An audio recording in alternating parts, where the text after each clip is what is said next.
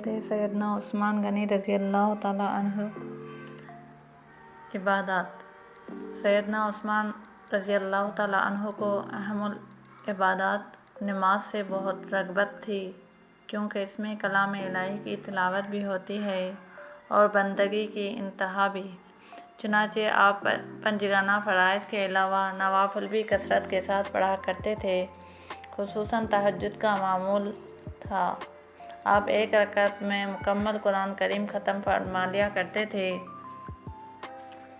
حلیۃ الاولیاء میں محمد بن سیرین رحمہ اللہ سے روایت ہے کہ شہادت والی رات بھی آپ نے اپنے معمول کے مطابق ایک رکعت میں مکمل قرآن کریم تلاوت کیا۔ صحابہ میں حضرت عبداللہ بن زبیر رضی اللہ تعالیٰ عنہ کی دادی سے روایت ہے کہ سیدنا عثمان رضی اللہ تعالیٰ عنہ روزے بھی بکثرت رکھا کرتے تھے، یہاں تک کہ جس دن آپ کو شہید کیا گیا آپ اس دن بھی روزے سے تھے۔ سیدنا عثمان رضی اللہ تعالیٰ عنہ کثرت سے صدقہ اور خیرات کرتے تھے۔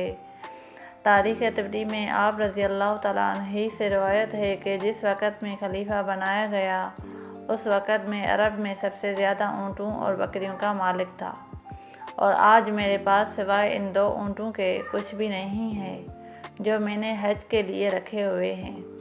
آپ نے مسلسل 10 حج ادا فرمائے۔ آپ مناسک حج کے بہت بڑے عالم تھے۔ امہات المؤمنین کو بھی آپ نے حج کرایا۔ موطا امام مالک میں ہے کہ آپ نے سیدنا حسین رضی اللہ تعالیٰ عنہ کو بھی حج کرایا۔ اسی موقع پر آپ لوگوں سے اعمال کی شکایت دریافت فرماتے اور ان کا ازالہ فرماتے۔ البدایہ والنہایہ میں سیدنا عثمان رضی اللہ تعالیٰ عنہ کا اپنا بیان موجود ہے کہ میں ہر جمعہ ایک غلام آزاد کرتا تھا۔ اگر کسی جمعہ آزاد نہ کر پاتا تو اگلے جمعے کو 2 غلام آزاد کرتا۔ خشیت الہی۔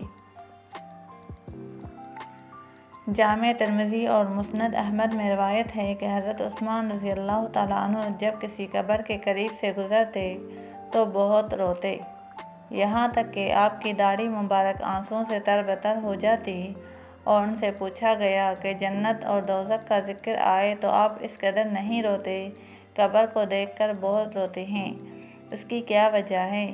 تو آپ رضی اللہ تعالیٰ عنہ نے جواب میں فرمایا کہ رسول اللہ صلی اللہ علیہ وسلم نے ارشاد فرمایا، قبر آخرت کے منزلوں میں سے پہلی منزل ہے، جو اس میں کامیاب ہو گیا اس کے لیے اگلی منزلیں بھی آسان ہوں گی، جو اس میں ناکام ہو گیا اس کے لیے اگلی منزلیں بھی مشکل ہوگی۔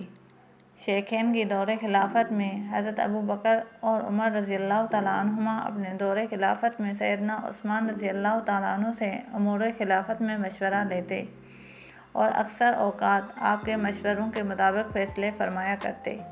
اس حوالے سے کتب اور حدیث و تاریخ میں بکثرت واقعات موجود ہیں۔ پہلا خطبہ۔ تاریخ طبری میں ہے کہ سیدنا عثمان رضی اللہ تعالیٰ عنہ جب خلیفہ بنے تو آپ نے ایک خطبہ ارشاد فرمایا، لوگو، مجھ پر خلافت کی ذمہ داری ڈالی گئی ہے اور میں نے اسے قبول کیا ہے۔ میں پہلے لوگوں کی پیروی میں امور خلافت انجام دوں گا، ان سے ہٹ کر نہیں۔ قرآن اور سنت پر عمل کرنے کے بعد تم سب کے میرے اوپر 3 بنیادی حقوق ہیں۔ اجتماعی امور میں پہلے پیشواؤں کی اتباع کرنا، غیر اجتماعی امور میں اہل خیر کے طریقے کو اپنانا، اور یہ کہ میں تم میں سے کسی پر کسی طرح کی کوئی زیادتی نہ کروں، اور تم خود بھی ایسے کام نہ کرنا جن سے تم سزا کے مستحق بن جاؤ۔ دنیا کی بے ثباتی کو ہر وقت ملحوظ رکھو اور اس کے دھوکے سے بچو۔ خلافت عثمانیہ کے نمایاں کارنامے۔ سیدنا عثمان رضی اللہ تعالیٰ عنہ نے جن حالات میں عہد خلافت اٹھایا، اگرچہ وہ مشکل ترین حالات تھے، لیکن اس کے باوجود آپ کی فراست، سیاسی شعور اور حکمت عملیوں کی بدولت اسلام کو خوب تقویت ملی، اسلام پھیلا، اسلامی تعلیمات سے زمانہ روشن ہوا۔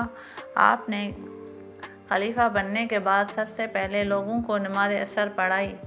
آپ نے فوجیوں کے وظائف میں 100 درہم کے اضافے کا اعلان کیا اس کے ساتھ ساتھ طرابلس، قبرص اور آرمینیا میں فوجی مراکز قائم کیے۔